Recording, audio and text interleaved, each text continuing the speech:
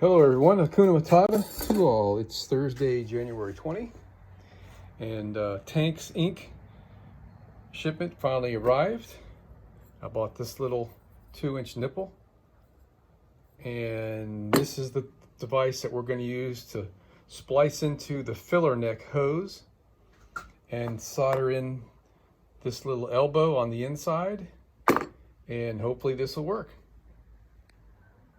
So let's get started.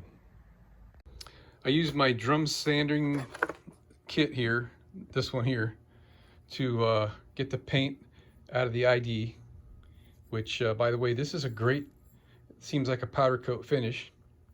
I used the wire brush on my grinder to get the paint off of this, but I'm going to hit some sandpaper on that here in just a minute to get that perfectly clean.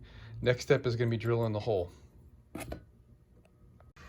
All right, we're ready to go. I already put my flux on, and that's the stuff I'm using from Harris, got it on Amazon.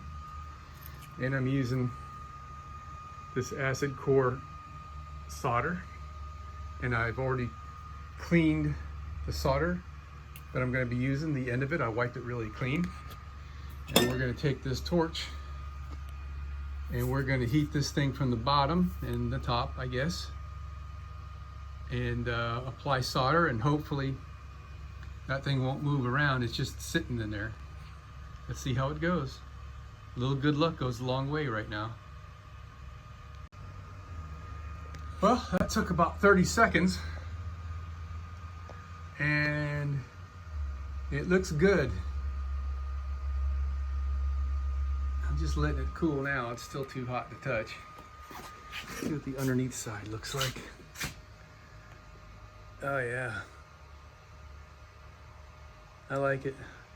As soon as this thing cleans off, we're gonna clean it up. And yeah, still too hot. And double inspect that solder joint and make sure it's nice and solid. And then we'll give it a test by assembling it and putting the force on the hardware, make sure it doesn't break. When we do that, it certainly won't break just sitting in the fuel line. So the only unknown is if this is going to create too much restriction when fueling up the vehicle. Hopefully it won't. I'm going to put this on the side so we've got like the whole bottom for fuel to flow. So I think we'll be fine. Oh yeah. Zoom in a little bit on this thing. That's a gorgeous solder joint.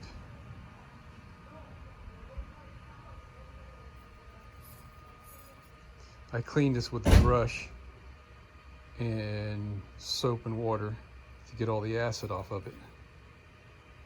I am confident enough that's as good a solder joint as I'm ever going to do.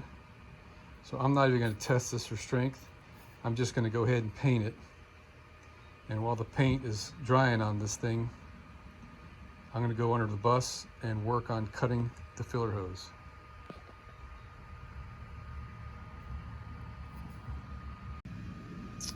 Okay, so I got the filler hose off, and this is where I cut it, and this runs towards the fuel filler neck. And you can see this little bump right here. There was this much of the hose slid up on the filler neck, and I'm thinking I only need about 1 inch past this bump in the filler neck, but I'm going to be having 1 inch of space approximately between this hose and the other half to make way for this, which it doesn't need to be 1 inch, but it could be as much as 1 inch. Trying to decide where to cut this, because there's a little bit of a deformation on the inside of this thing, and there was a bunch of crud in there too. You know, I guess it's all right. I'll just cut it from this end and put this end right back on the way it was. This is a cleaner cut. I don't know, because if I cut it over here, that's just like the bare minimum. I would really like to go about 1/2 inch more. And then I'll be putting the clamp on top of this. Okay. Well, we're ready for the install. I got it cut and I went up on my grinder and I ground down the end to get it nice and even and nice looking on both ends. It's all clean on the inside. I had to scrape some crud out on this side where it met the metal piece. There was like a varnish, hard crystalline stuff I had to scrape out of there. So now the next order of operation is I'm going to put grease on the inside of this hose and some grease on the neck, because I need to slide this up on the neck far enough to make space for that thing, which means like 2 inches. Then I'll insert this up into the hose that go into the tank, stick a clamp on it, and then slide the other hose back. I just remembered. Guess we're dry enough now. I warmed this thing up with my hot air gun before I painted it so it would dry quickly. I got to put the other fittings together on this before I get too far along. We're ready for the installation and hoping it all goes well. This is my little sinker that's at the end of the pickup tube. It's hollow through the tube and through this hole on the side. So theoretically, this is going to sit on the bottom of the tank like that, and it'll not draw crud off the bottom. We'll be up off the bottom where we're drawing off the tank. Everything in here is ready to go. I used a Loctite blue as a sealant on these 2 joints anyway. I forgot and just used a regular pipe dope on this one here. It's critical that we are airtight on this because this is going to be under continual vacuum. And now I want to take a minute to talk about this compression fitting. This is made specifically for plastic tubing. And you can tell by the way the ferrule, which is this part here inside, that's the part that crushes, it's fixed into the nut. I mean, you could press that out of there if you want to see what it looks like, but this keeps the ferrule from getting cocked sideways when you go to tighten down on the fitting. If you were to use the type of ferrule and nut for fitting designed for copper tubing, that's exactly what will happen. The ferrule will get in there cocked sideways and you won't get a good joint.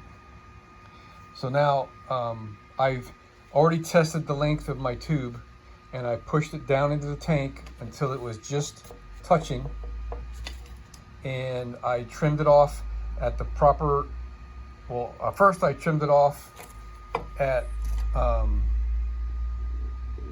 this length. How did I do it? Oh yeah, the surface of the hose. I put this, the piece of hose is sticking out that goes down to the tank, and I trimmed this at the surface of the hose. Now this goes down inside the hose, so the difference from here to here, I cut off after. So now after this is all assembled, this thing should be just touching the bottom of the tank. Here we go. All right, there's the pipe coming from our filler neck. I put a light coat of grease on it, and I put a light coat of grease on the inside of the tube on both ends. And now, if this will cooperate like I think it will, I should be able to push this up on there. Perfect, look how nice and easy that is. Now there's room right here to put the pipe piece that I've just made. I should probably wipe a little bit of grease on the inside of this one, and then slide that puppy in there and put my clamps on, and we're gonna be just about done. All right, I'm all done and I'm very excited about this. I purged the lines and the filter by disconnecting from here, and I hooked a hose to it, and I started a siphon out of the tank, and I allowed it to put a couple of cups of diesel fuel into a container, and then I went out from under the bus and I elevated the container so the siphon would siphon back into the fuel tank, and then it pushed all the air out of the filter. So this filter is there might be the tiniest, I can't even see any air bubble in there, but it's all fuel, and we're all set to go. I got my dosing pump right now is attached to the frame of the bus, and if the ticking is too annoying, I think I'll probably just connect this mount, or just loosely connect this mount with a tie wrap, and we'll see how that goes. I'm going to give it a test run here in a little bit. I still have to connect this, but we are done with the install. All right, we're in startup. We're drawing air in. I guess that'll be good enough.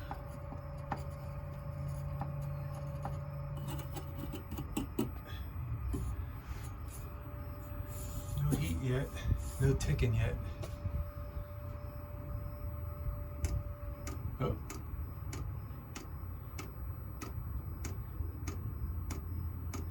So we're only about 60 seconds into the startup. It just, I just pushed the button.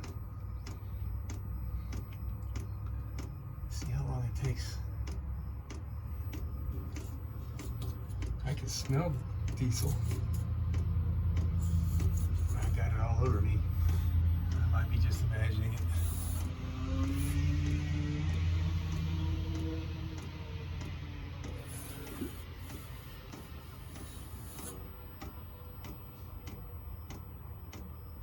I imagine there's a little bit of air in here. I mean, I had the line purged all the way up to the nipple here, but there was probably a little bit of air in the pump. There it goes. So we're about 2.5 minutes, and it's fired off, man. We're getting hot.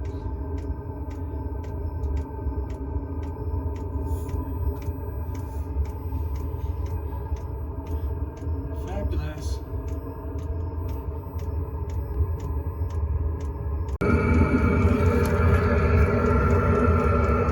All right, I can't even hear the clicking